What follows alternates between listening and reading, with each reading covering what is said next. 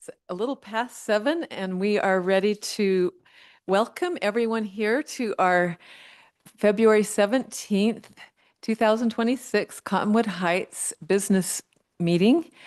I and the council welcome you. And we will start with the Pledge of Allegiance, which will be led by Councilmember Highland. Please stand if you are able and join me in reciting the Pledge of Allegiance. I pledge allegiance to the flag of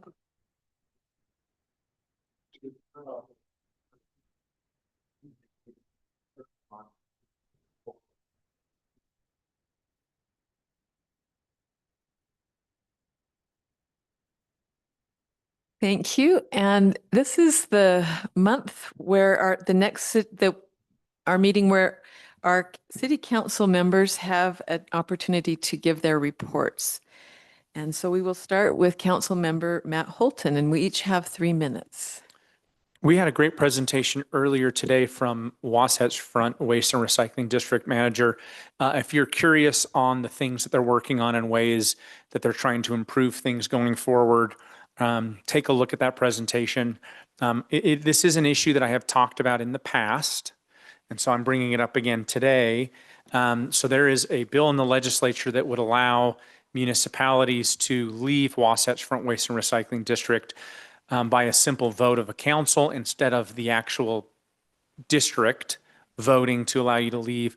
It passed the House of Representatives today. It's heading over to the Senate.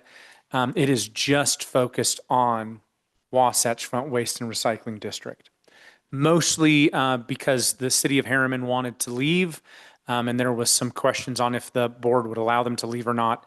The reason I bring that up is just we as a council should have discussions that if people do end up leaving the district, I hope that they don't. I think that there is immense value in what they've been able to bring. And I hope that we would stay, but that is legislation and laws that are changing that would impact us going forward, that would potentially pass in the next couple of weeks, which I do think that it most likely will. As far as the actual district goes, they talked about the potential of looking at some curbside pickup. I guess I brought that one up, but looking at other ways that they could potentially save. They are doing monthly billing, so be aware of that. There's discussions about them charging charging you if you want to use a credit card. You can do ACH if you want to do that for free. They have gotten rid of the trailer program and are doing getting more trailers for the scrap program. So a lot of changes. If anyone from the community has ideas on things that you'd like to see or change or improve, please reach out to me. It's a critical time in the district to decide what our future looks like when it comes to trash and recycling and all the ancillary services. Thanks so much.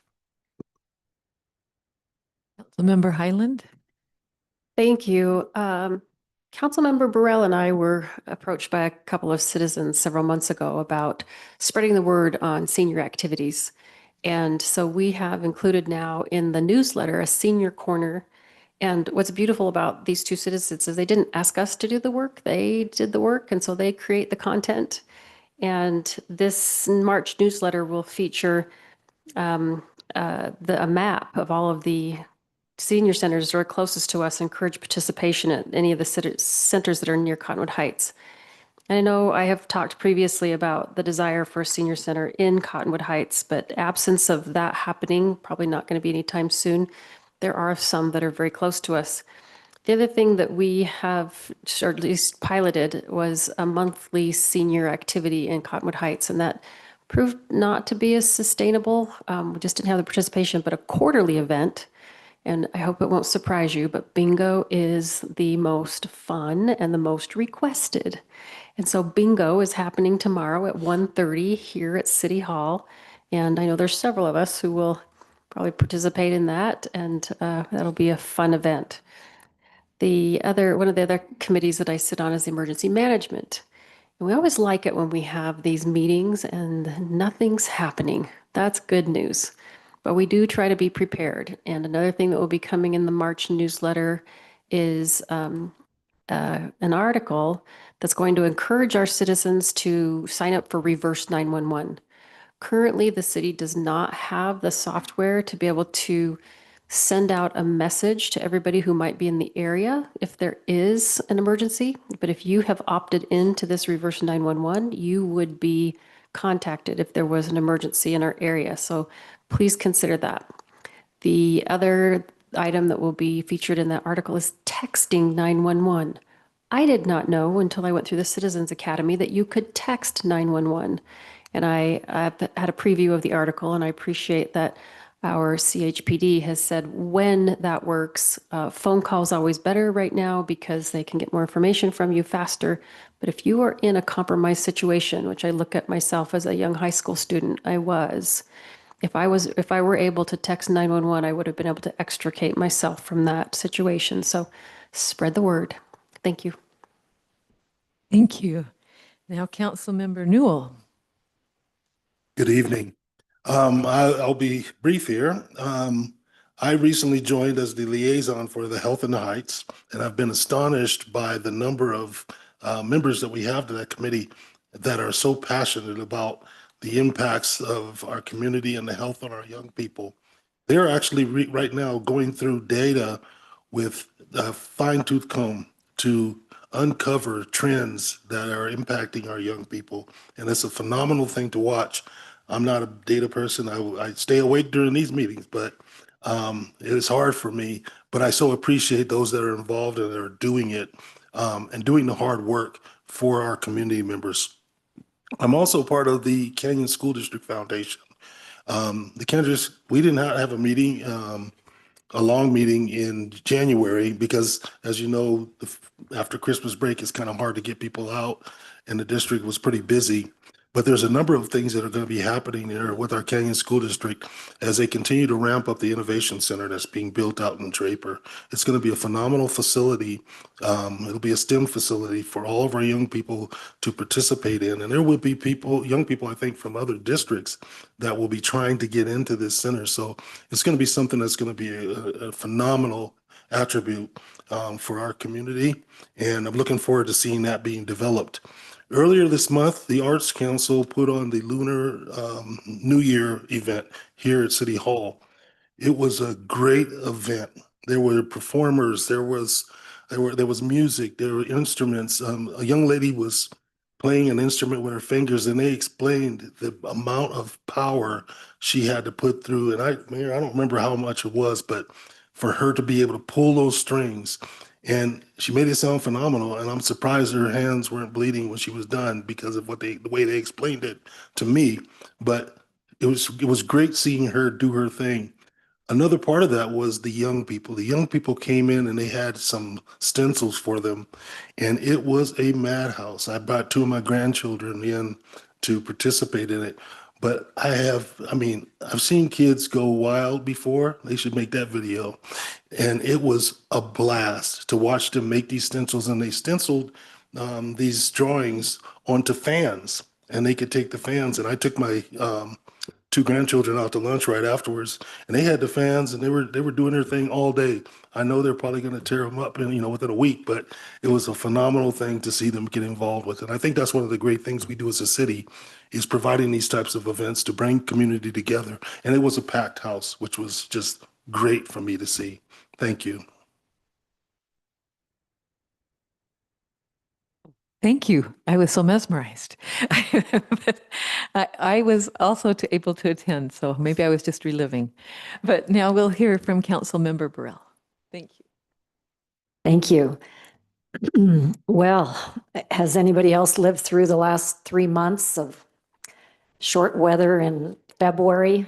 It has been a real concern to me to witness this extremely unusual weather. And so some of my remarks tonight, I'm going to go through the various liaison assignments and hit any highlights there.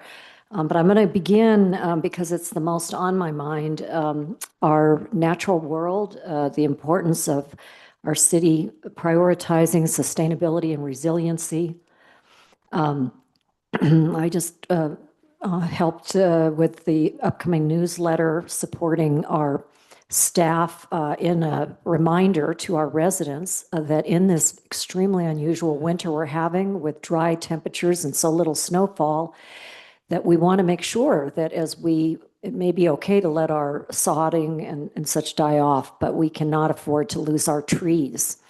And so it's going to be important on these days when it's not freezing that we think about the trees. They need water. And I hope you'll all look for that article that'll be in the upcoming March newsletter that reminds us how we can slow water the root systems that remain alive because they're getting the signal above ground that it is not freezing.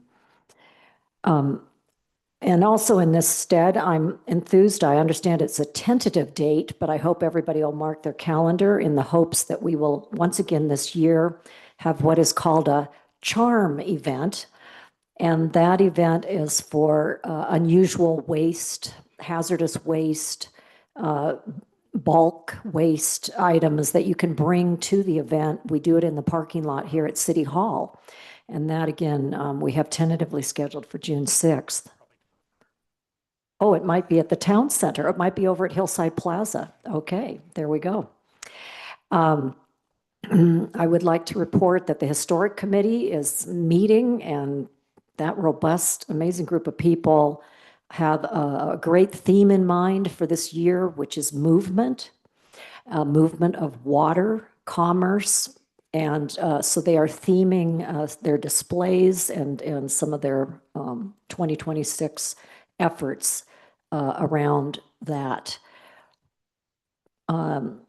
Regarding the LPC, which is our Legislative Policy Committee, which is hosted by the Utah League of Cities and Towns, I'm happy to report that we have such a strong advocacy through the Utah League of Cities and Towns. I've grown to really respect and appreciate the staff that works hard throughout the year, but particularly during the legislative session, as well as Cottonwood Heights, of course, has our own paid lobbyists. And we are working on all cylinders, led by Mayor Benyon, and I believe all the council members, we meet weekly in updates and discuss the importance of protecting our municipality from sometimes misguided legislation that could strip us of the level of authority we need to look after our infrastructure and budget.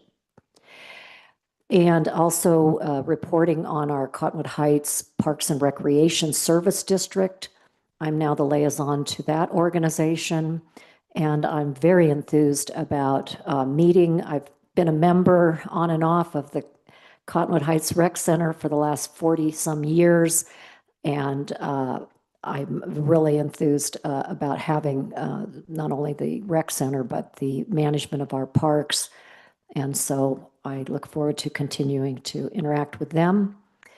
And lastly, just reminding everyone how important it is to sign up for our topical survey series that Cottonwood Heights is running called Flash Vote. And we want to see it representative of people throughout our community. And so a reminder about that to please sign up. And also one last quick thing, it's very important to the constituents of District 4 and probably people throughout the city, public access to trails. And I am supporting the efforts. I don't have anything I can report on now, but please know that there is good work being done toward not only realizing the Bonneville Shoreline Trail, but also access to those Forest Service lands where our residents like to hike. Thank you. Thank you, Councilmember Burrell. I will just briefly report that I serve on the the Unified Fire Authority Board and also their Benefits and Compensation Board. And those have been the meetings that I've been attending pretty frequently. We want to make sure that we are not overpaying, but we are paying our officers well and our staff well, that as they and our officers here in the police department encounter difficult work conditions, and we want them to be able to retire at an age where they are still healthy and have the benefits that they need to do that.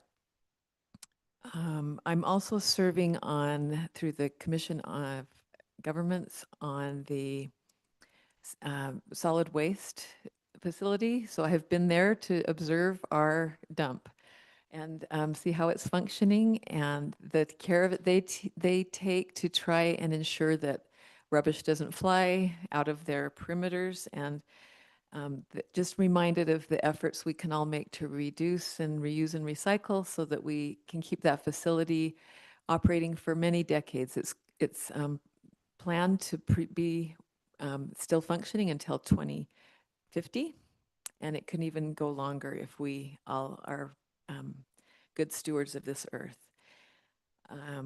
I also serve on the Central Wasatch Commission, and that body put out a statement on the proposed Parley's Mill, which there is legislation now that once that mill was started, it's now down to like 6 acres that it's the request. But once a mine is started there, they can keep going, and as long as the vein is there. So it could be quite large, and it's important that we stand up for the values of our community. I'm also serving on the short-term projects board for that, and one of my responsibilities as the mayor is to be outward facing for our city.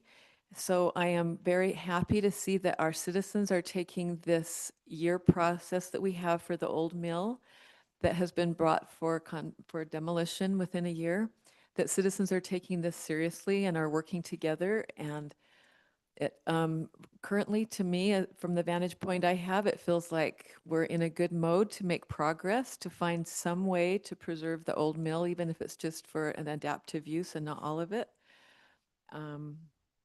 And also, I have been working with Council Member Burrell for the open trails and access that we would like to see that would benefit our city and the whole region. And with that, I think our comments are finished, and we will now, the next item on our agenda is citizen comments. And the first name I have here is Mike Hansen. And just to remind everyone to speak right into the mic, and you have 3 minutes, and that we ask that you keep your comments positive and respectful as you're speaking. So thank you. It's good to see a familiar face. Thank you. So good evening to y'all. Actually, I wanted to push my comments a little bit towards our not yet ratified, but pretty much chosen Citizens Budget Advisory Committee. My comments tonight want to direct in that direction. So thank you for your willingness with this committee for handling this. Budgets work is not easy. I appreciate anyone that'll step into that responsibility. I want to be respectful and remind the committee and the council of something that is important to this point. There has not been much dialogue or meaningful public deliberation around conservation measures within our budget. No serious discussions of temporary wage freezes or pauses on hiring or structural efficiency reviews. Yet much of the early dialogue is just centered around a potential tax increase. Before we ask residents to pay more, we owe them a deep and transparent examination of whether they can operate more efficiently first. I would challenge this committee to conduct true conservative deep dive, examine every department, review discretionary spending, evaluate temporary wage freeze, consider holding more frequent work sessions, even if that means late at night. In turn, every stone should be turned in this budget process. The city's done this before. In the early years of Cottonwood Heights, our finances were extremely tight. Our founding mayor and council chose a difficult path. Wages were frozen. Meetings ran late into the night. Meetings were chosen to run every week, and every line item was scrutinized. Hard choices were made before ever even considering passing anything on to the taxpayer. This isn't nostalgia I'm talking about here. It's recent, it's valuable information, and it's a lesson on fiscal discipline. I'm not arguing that taxes can never be adjusted. I'm saying that they should be the last tool, not the first. Second, I want to address the importance of neutrality. Some of the members of this committee have been publicly outspoken on political matters. And that's their right as citizens. I have a right to be outspoken as well. However, once you sit on a budget committee or any kind of a committee for the city, I believe your responsibilities shift. The public deserves a confidence and recommendations that are based on data, not ideology. If impartiality cannot be maintained, then the honorable thing would be to step back. And I think that takes a big person to do that, especially those that have been selected in this process. So we need to look at this to deal with people that we're not just necessarily agreeing with, but we want to be able to represent everybody. Lastly, really quick, as I end up here, transparency, I believe, is essential. I respectfully request that the public postings of all these meetings be available with records, timely publications and minutes. Public access to correspondence to these committee workers would be great, so we can reach out to them. Contact information. It's not about suspicion, it's about trust, it's about transparency, which builds confidence as opposed to a closed situation where it erodes confidence. We have the opportunity here to modify. I'll be really quick, I'm almost done. Fiscal responsibility, neutrality, and openness. Let's start with conservations. Let's exhaust internal efficiencies. Let's honor the example just set a few years ago. And then only then, if absolutely necessary, consider making residents pay more. Thank you so much. Thank you so much. Okay, the next resident we'll hear from is Dennis Magaru.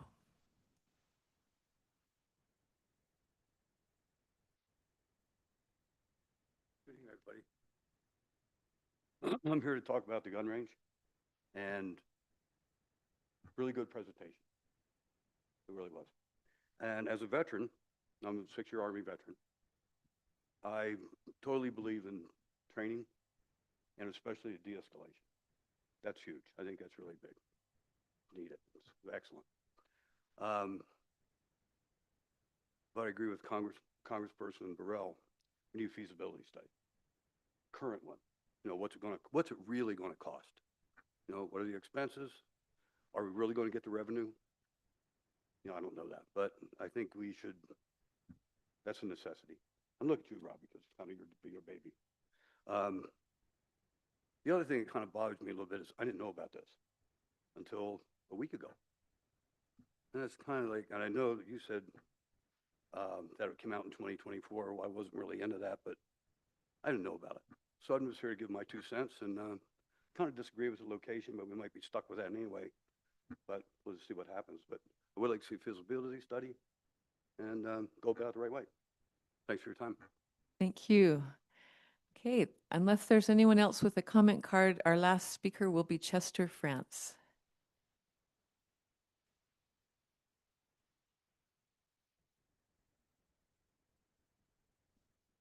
Hello, appreciate your work on the trails.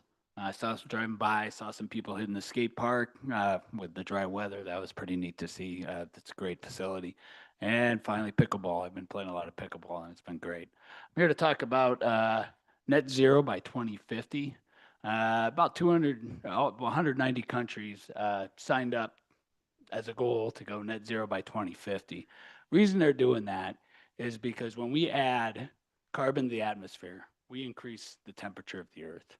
And if we continue to do that, it keeps going. Huh? So if you keep that projection going and keep that trend going, you're in a hard spot. So that's why we want to go net zero by 2050. What does that mean? No carbon after 2050. Now, that's for transportation, cars, trains, planes, buildings, steel, concrete, agriculture. So we're talking everything here. Now there's room to carbon capture for airplanes are going to be kind of tough, right? So anyway, that was what the goal they came up with. So why does that matter? I want this board to really look hard at staying in the Utah renewable community. It's so low hanging fruit that we could do here. They're talking $3 to $4 a month. We could get our electric bill, just one portion of that thing, down to 100% carbon free.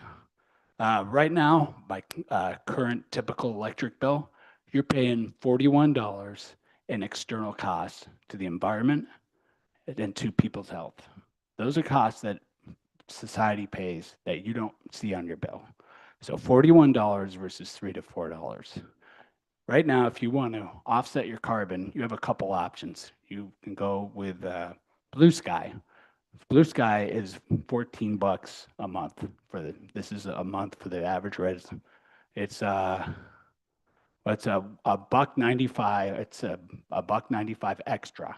So if you buy 700 kilowatt hours, you're buying 7 blocks, so $1.95. Anyway, so that's versus $2 to $3 for this program. So this program, if you want to offset your carbon, this is a much more cost-effective way to do that. So that's what I have to say about that. How much time do I got? 25 seconds. We are digging a hole for our children.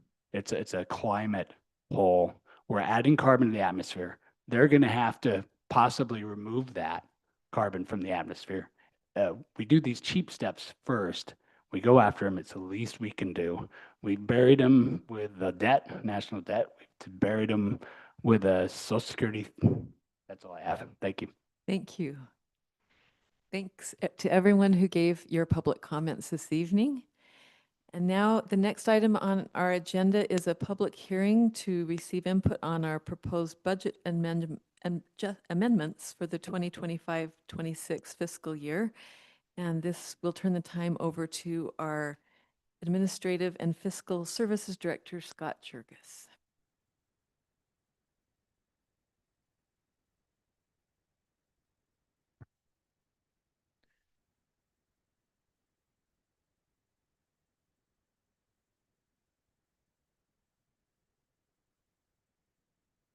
Okay. So just to go over really quick, everything on here is in essence neutral. There's revenue offsets for any new expense that comes in. Excuse me. We've got a number of items that are overtime agreements with the police department. For instance, there's $11,393 for various entities within the state of Utah that give overtime dollars to our police department to do specific functions between DUI, Easy Check, Click It to Ticket, different things like that for that. There's a restitution reimbursement for $850. That's just a fraction of the cost to actually repair some of the things, usually vehicles that get damaged over the course of use. There's some overtime events at UVU, Brighton High School, the Canyon School District, and another event for $64,609. There's an evidence gun sale where we sell guns that were in evidence, and we utilize those funds to buy new, typically guns, but other items along those lines as well. There's a Sister City donation that came in for $1,000. This came in at when we adjusted when we just had adopted the budget, and we forgot to include this in our last budget adjustment that we did to recognize the revenue and expense from that. This is the county local transit tax that is new this year for about $400,000 of revenue that will be coming in that we would like to budget, and then the corresponding transfer to the capital projects fund. And we've talked about that several times when we've talked about revenues on that. The Wellness Council received a grant from PEHP for $400 to do some of the things that they're trying to do this year. Again, revenue and expense there. Rocky Mountain Power gave a contribution for Light the Heights for $2,500. Like to recognize that. And then they also gave another one for the Historic Committee Monument contribution for $3,500. And then there were some additional revenue that came in with both Butlerville Days and the play or musical, however you want to call that, for a total of $46,654. We'd like to recognize that revenue and the corresponding expense with those revenues. And then there's a Justice Assistance Grant from the State of Utah Division of Public Safety for $5,916. So of the $540,792 in the general fund, $400,000 of that is the new revenue that we have talked about, the county local transit tax. And then down in the capital projects fund, we'll just recognize the transfer from the general fund of that $400,000 and then budget the expense to go along with that, so that they can utilize that in the different capital projects expenses that there are. And that's all that we have. Okay, thank you so much. All right, we appreciate that report and then that hearing. And now we have a report from our Cottonwood Heights Police This is their quarterly report from Chiefs. Mayor, Oh. you need to open the public Oh, hearing and I'm and sorry. ask if there are any comments. Okay, any comments on this budget that we've just heard? Okay, since there are no comments, we will close this public hearing and move on to the report. We thank Chief Russo for being here.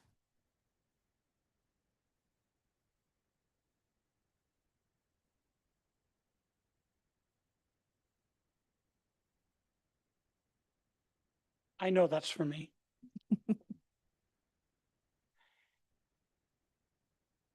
Mayor and Council, thank you for the opportunity to present tonight.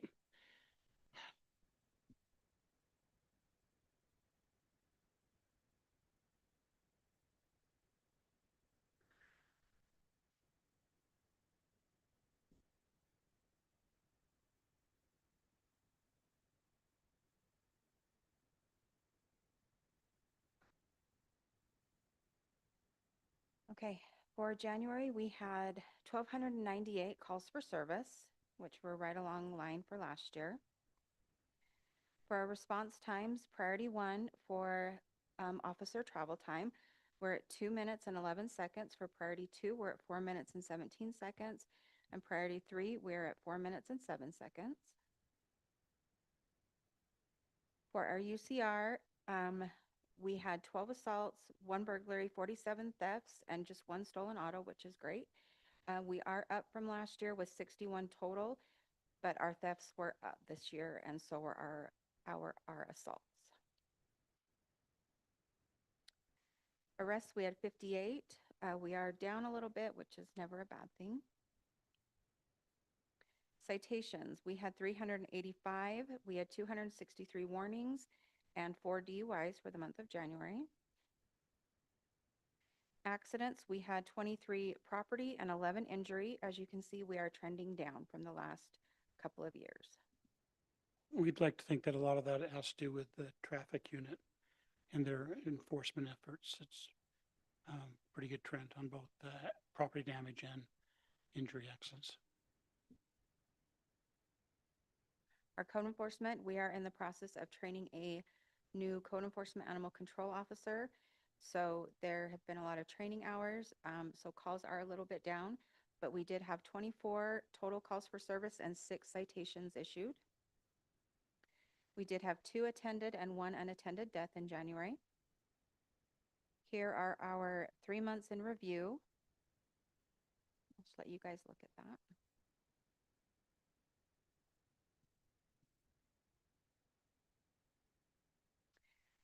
This is a sheet we received from the sheriff's office on arrests, total bookings, I apologize, total bookings for the county. I don't know if you can see the numbers very well, but we've sent you the presentation as well if you can't.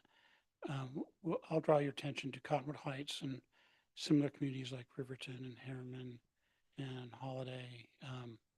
We make far more arrests and book more people in jail than similar communities, which means that we're solving those crimes and bringing those people to justice. And we're very proud of that. It is, isn't it? So our heat maps on our records management system is currently broken. So we're working with Versaterm to try to get that fixed. So we don't have heat maps this month. I do apologize.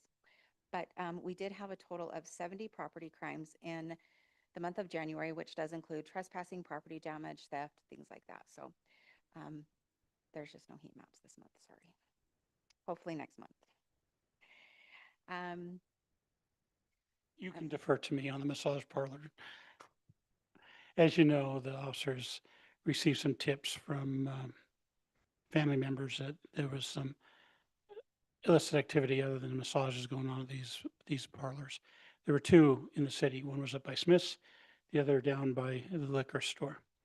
They were just getting ramped up. They were just getting started. We sent our undercover officers in, and it took just a couple minutes before they had offers for a variety of sexual acts. So with that information, They drafted search warrants and executed them. You should note they're both owned by the same person, and we suspect that the women who were doing the massages and sex acts were, indentured servants, or it was a trafficking, human trafficking issue. Unfortunately, they didn't want to cooperate. You can draw a lot of conclusions on that. Some of them are being down so much and have drug habits and things that they choose not to, or they can't anymore. It's really a sad situation, but we were pleased that we were able to get them out of the community in such a timely manner. Where's the owner? Well, he's still in the wind. Understand how they work. He doesn't really come to the places. He was watching us remotely through a camera system, so he could see when we hit the place. A lucrative business. I think for the morning's activities, how much did they seize? $5,000 for just a couple hours in the morning. Anyway, the other takeaway, I guess, is other communities have these. They don't have the resources or the desire to go after them. To me, it's a quality of life issue. They come up here to Cottonwood Heights, they will be handled, and we'll address it quickly. And that's a positive for us. Okay. They also had an overdose. There's a certain karma in the world, because UFA and police were fired on an overdose. When they got to the house, the guy who overdosed himself overdosed on his own product. And what you see there is $30,000 in cash. And the baggie is a kilo of cocaine. It's hard to tell there. That's a lot. That's a brick. So it's right. What that means, if you don't understand, the kilo is it came right from a cartel dealer, because it was still in the brick form. And they had mushrooms and LSD. What they didn't have, interesting enough, is fentanyl. We're not seeing fentanyl. Whatever you can attribute it to, let you draw your own conclusions, but we aren't seeing it as much. We included in this slide the gummies on the side. They are tainted. Look at those, because they look remarkably like a children's candy. So there's a big risk. They're in the community. There are a lot of them out there. There's a big risk that, a child could get a hold of those thinking it was a candy and, ingest them accidentally, and it would be very dangerous. So we included that in like a safety message and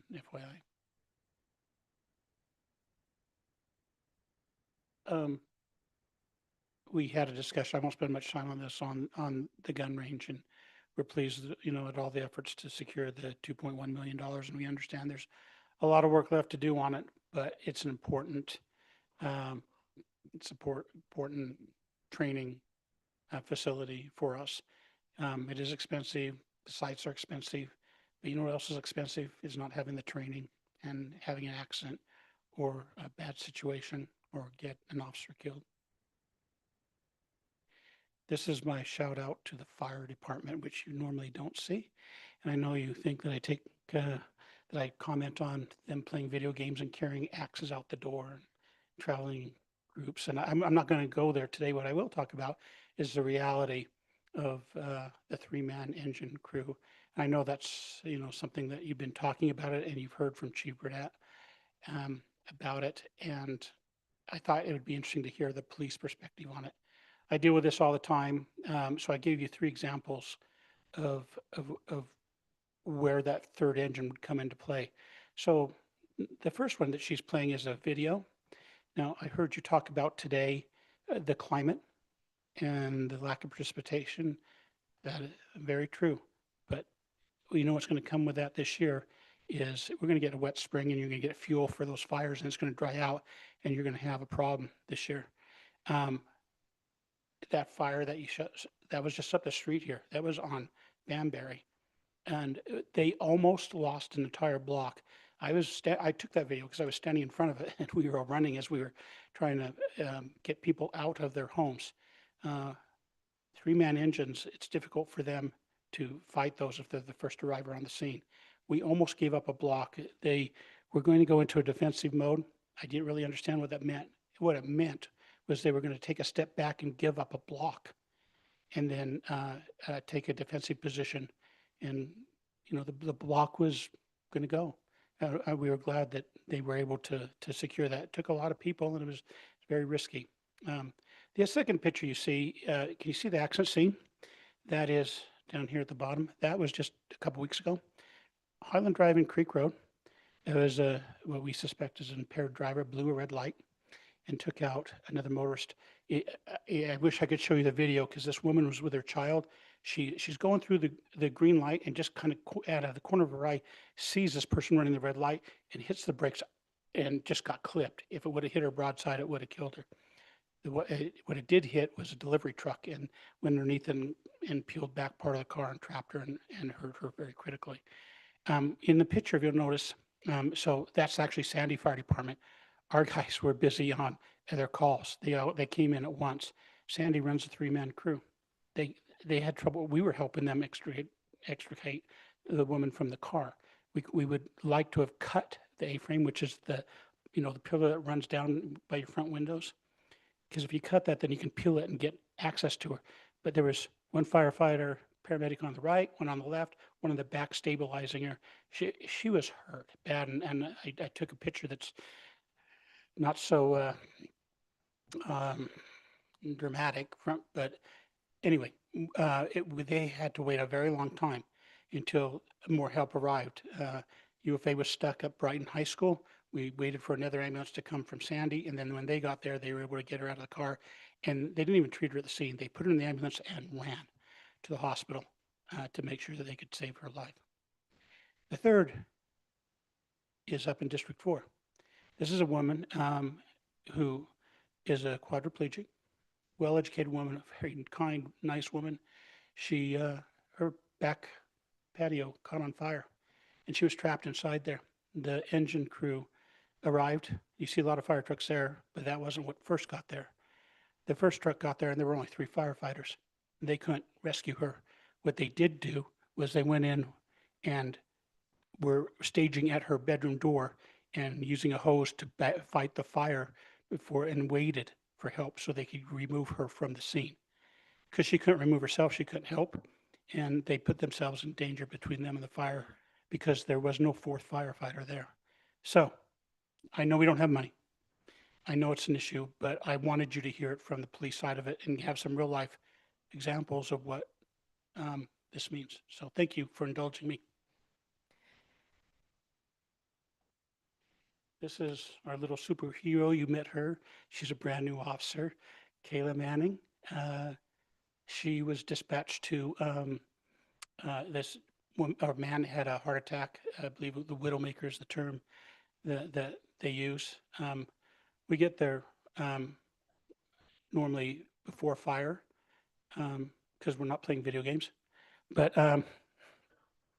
truly, no, they've got to get dressed and outfitted and get on the truck, and we're driving around. So we got there first. This young woman started performing CPR on this big man.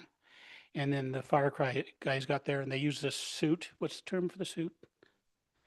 And it does the compressions for you.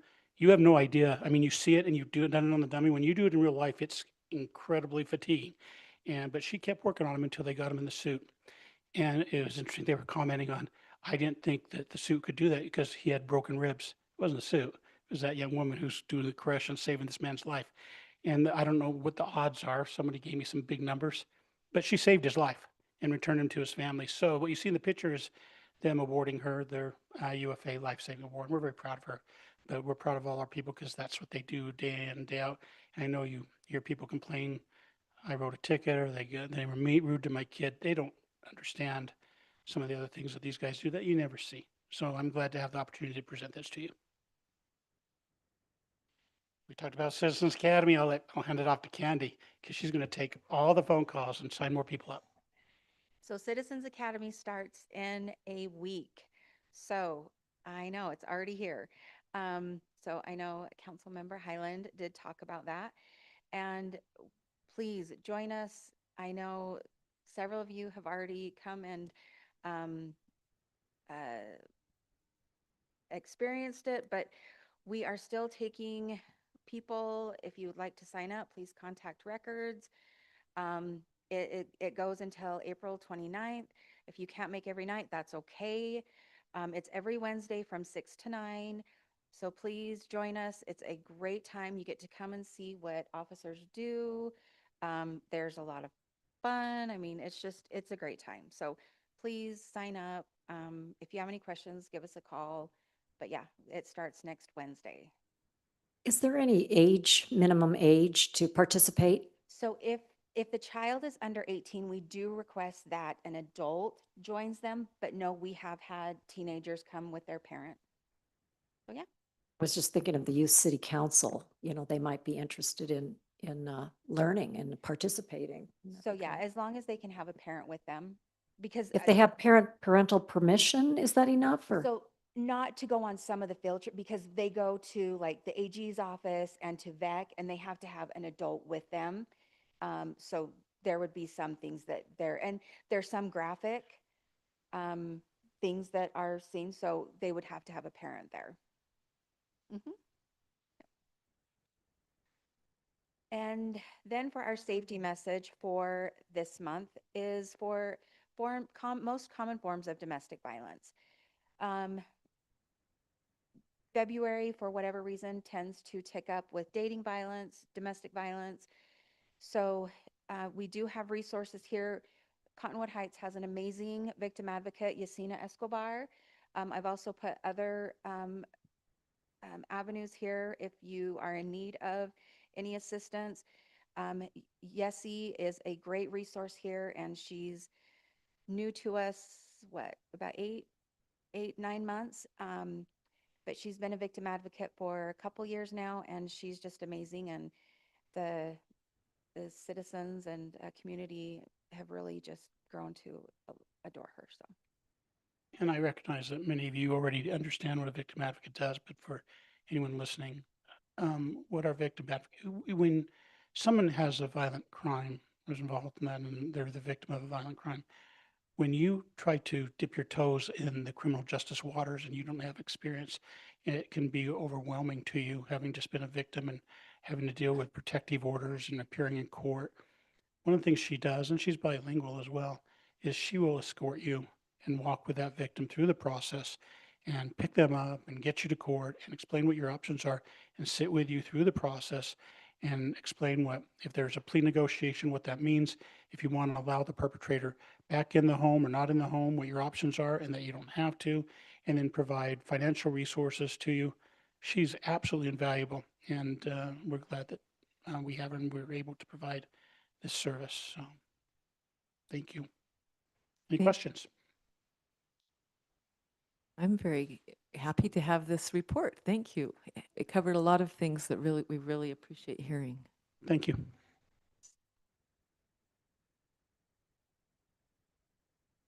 Thank you to Chief and Candy for this presentation. And now we will proceed with council consideration of 5 legislative items as outlined on the agenda. The first one is consideration of ordinance 462, adopting an amended budget for July 2025 through 26th of June 30th. And this is something that's required by our state. Utah State Treasurer suggests that they amend our budgets, and this is what we have done. And this is something that we also had time to discuss during our work session. Unless staff has any background information to share, I'll now call for a motion. I'll make the motion to accept ordinance 462. I'll second that. Okay.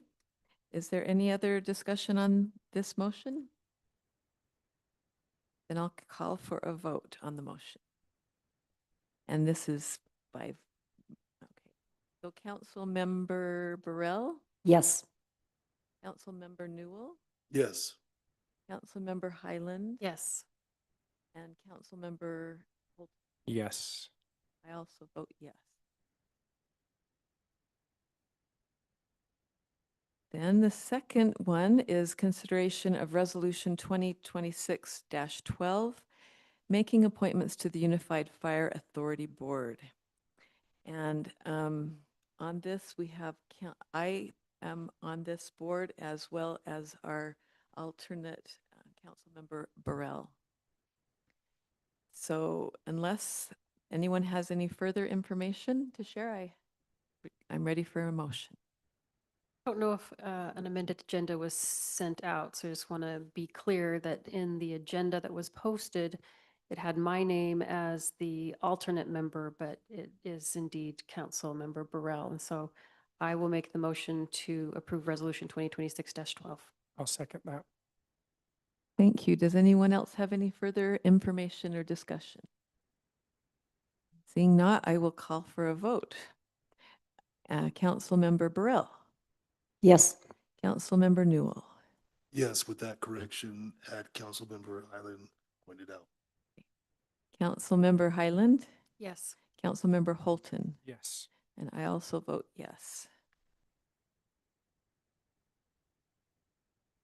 And the third one is consideration of Resolution 2026-13, approving and ratifying the appointments of members to the Cottonwood Heights Citizens Budget Advisory Committee. And unless staff has any other background information to share, I'm ready for a motion. I just want to comment specifically because there was a public comment about this. There was a list of requirements to participate in the committee, and several of them, I won't go through all of them, but one was having a willingness to act as an advisory capacity to review and comment. This doesn't mean that this is a voting body, that make a commitment to attend regular meetings and possess the ability to collaborate with the committee, possibly putting aside personal or special interests for the betterment of the city and represent the needs of the community as a whole. Those are just a few of the things that the committee members are required to commit to when they accept this. Mayor Benyon and I sit on the budget committee, and we will be in these meetings, and it's my commitment, and I think it's yours too, that we make sure that these are adhered to. And I do think, I don't know if they're public already. Are these, I think they're public They are in the meetings that budget. anybody can come to. They're in the packet that's available online, the people that are on But the meeting. No, the meetings. meetings. The meetings? Yes, the meetings are public, and as part of a committee for the city, there are minutes and recordings, but we haven't posted anything yet. Okay. So because they are public and because of these requirements and our monitoring, I will go ahead and make the resolution that we pass. I'm sorry, I've got to go back to the number. 2026-13, approving and ratifying the appointments of members of the Cottonwood Heights Citizens Budget Advisory Committee. I'll second that. Any further discussion? Okay, then I will call for a vote. I'll start with Councilmember Holton, Yes. Councilmember Highland, Yes. Councilmember Newell, Yes. and Councilmember Burrell. Yes. And I also vote yes. Thank you for that explanation, Councilmember Highland. It was gratifying to see that we had a great number of citizens willing to help and give this review to our budget and review process. We are taking, just as a comment, again to that comment, our staff has not filled a vacancy that occurred in the fall and are making further cuts to our staff because of our budget constraints. Okay, then the next consideration is Resolution 2026-14, approving a consulting agreement for budgetary matters. And this we also had an opportunity to discuss in the work session. And unless there are any other comments, I would consider a motion.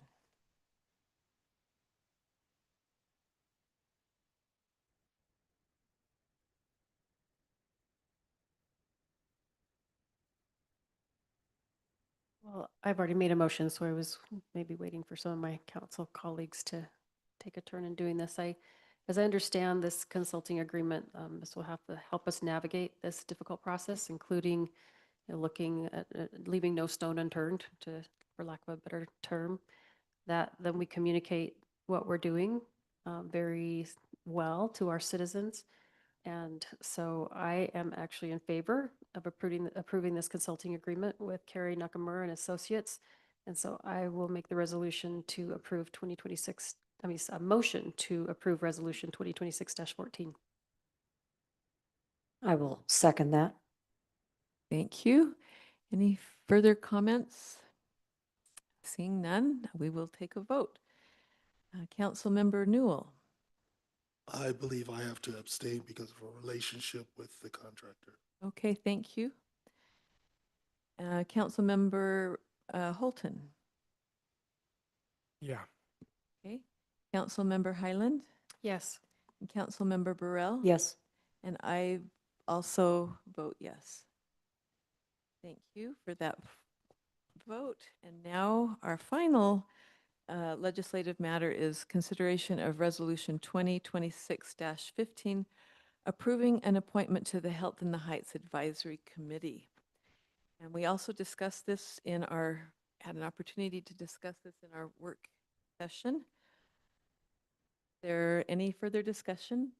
I'll motion, unless there's further discussion, but I will motion to approve Resolution 2026-15. I'll second. Thank you. And unless there's further discussion, I'll take a vote. Okay. Councilmember Highland, Yes. Councilmember Newell, Yes. Councilmember Holton, Yes. and Councilmember Burrell. Yes. And I also vote yes. Okay, thank you. And now we are to our consent calendar.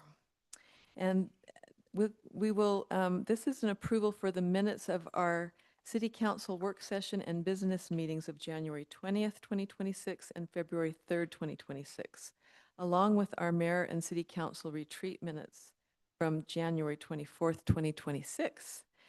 And I will call for a vote. Oh, yeah. Call for a vote? We have to motion first to approve Yes. the consent calendar. Okay. Is there a motion? Yeah. Did I okay. motion? I Okay. motion to approve the Okay. consent I will calendar. second that. Okay, thank you. And is this a voice vote? Yes, okay. So please say aye if you approve. Aye. Aye.